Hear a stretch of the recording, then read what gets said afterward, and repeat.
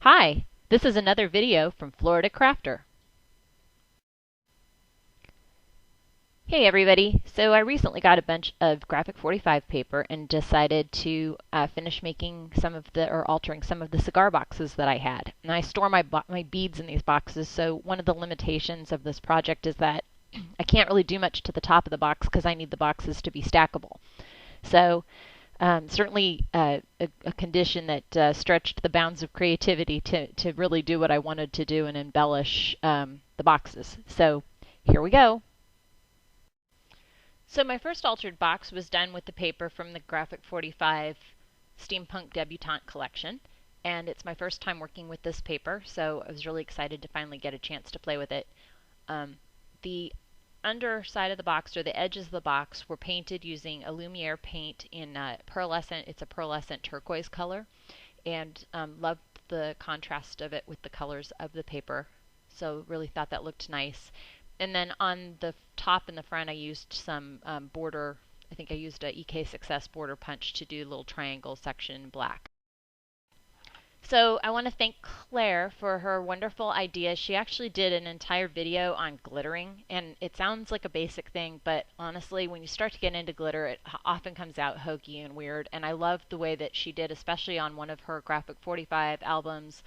It's the Little Baby album that she did, and it looked phenomenal. And on a lot of the little tags, she had done glitter around the edges, and one of her videos actually tells you how to do that. So I used that technique around the tag here, and really loved that sort of just hint of black glitter around the edge.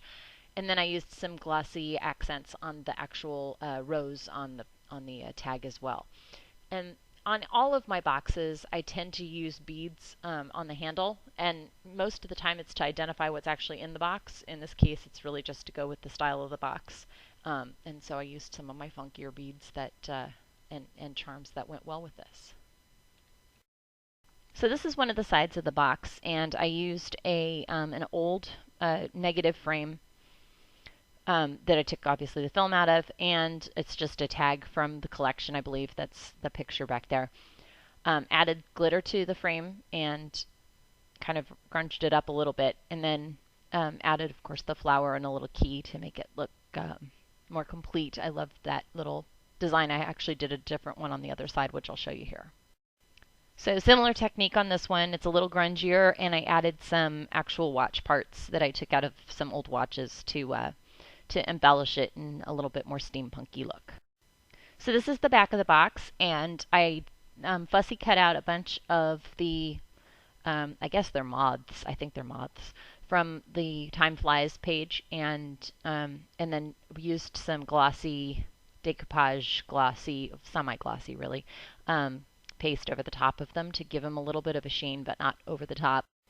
So again, on the top of the box, I was kind of limited as to what I could do because they need to be stackable. But I did get some of those watch parts and put them on the little watch faces, and used some crystal or glossy accents to accentuate those as well.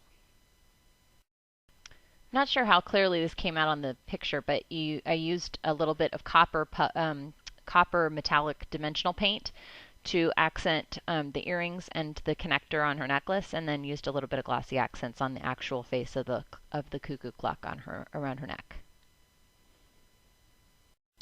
And then the final image for this box is the inside lid, which is done again with more of the steampunk paper, and it just kind of shows you the underside of the tag. The way the tag is fixed on there, it actually is really easy to open, and it closes right in the right position. I used wire to put it on instead of actually having it on a string, so it won't get in the way of opening the box. Anyway, that's the first one. Now stay tuned there's two more. So this box is altered with Graphic 45s on the Boardwalk collection paper, and this is the simplest of my boxes. Though it did take a bit of time to cut things out and get them to show up in the space that was available. That was about the only thing that was time consuming about this one.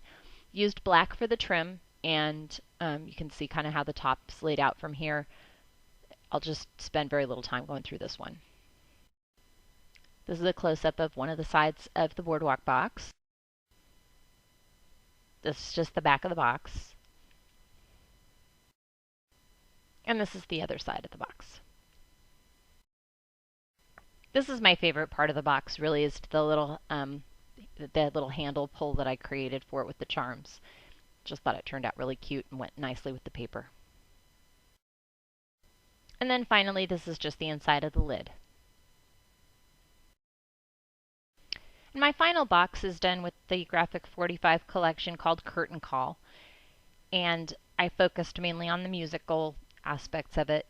There's a little bit of the reference of the film stuff on top, but the most of the embellishment is done on the front, and so I'll kind of dive into that. The edges of the box are done using Lumiere copper paint, and which looked nice against the sort of black, tan, and white colors of the paper. I just love the way this looks. It turned out really amazing. I had done some vintage style stick pins a while ago using some really cool beads that I had from my grandmother's collection. And then I just added to it with a little bit of sparkly tulle. It has just some little, I don't know if they're like rhinestones or something that are glittery that are on the actual fabric. And added some little pearl sprays in the back. And also a little bit of black lace. And I tucked that in behind a piece of paper that I used a rolling stamp that has the musical notes on it, and then I glossied with some glossy puff paint the actual notes to make it look a little bit more dimensional. And it's not as easy to tell from this picture, but you can see in a later picture that it really kind of puffs out in a big wave. I used semi-gloss decoupage glue over the top of it just to give it a little bit more stiffness and a little bit of a sheen to it. And then took some of a piece of a boa that's what that, I guess they're like eyelash fibers of some sort, and then just embellished it with that. So I really loved the way that one turned out. So again, on this box, I added a really nice little pull that went with the style of the paper, and this one's probably my favorite because I love the actual embellishment I used. It's a very old piece of jewelry. I guess it's a pendant probably originally. It comes from Mexico, and it was done in the very early Tasco, silver makers that were in Mexico at the time. My grandmother had it in her collection, and I've kept it for using on a special project. And then I just used a little pearl dangle bead, like an eyedrop shaped bead, teardrop shaped bead, excuse me. But anyway, loved the way that looked on the front of this. I'll go through the rest of these fairly quickly because I didn't do a lot of embellishing. The only thing I added is you'll see a little musical note that has some of the puffy, shiny paint on it. Added to the sides, and there's one in the back, I think, as well. Same again on this side. And here's a quick view of the back. On the top of the box, again, I kept it pretty simple, just added a little bit of glitter to some of the stars. And then finally, this is the inside lid of the box, and really just did this bit to look a bit more like the New Orleans jazz look to it. I went to college in New Orleans, so it's kind of got a special place in my heart, and something to make me think of Jazz Fest. So there you go. Well, that's it for my boxes. Thanks for watching. I just noticed that I'm coming up on the 100 subscriber mark, so it looks like it's time for another giveaway, and I'll be getting that together real soon. Thanks again for everyone's support, and I look forward to your feedback and comments about my boxes. Thank you.